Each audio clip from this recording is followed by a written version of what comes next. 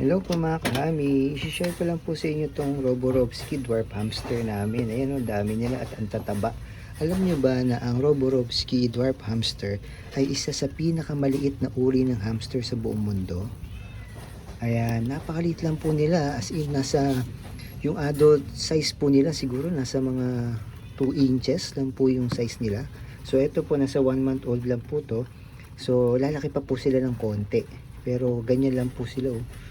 So ang cute kung kayo po ay naghahanap na talagang mga cute na hamster na maliliit, Roborovski po yung para sa inyo. Ayan, gaganda ng kulay.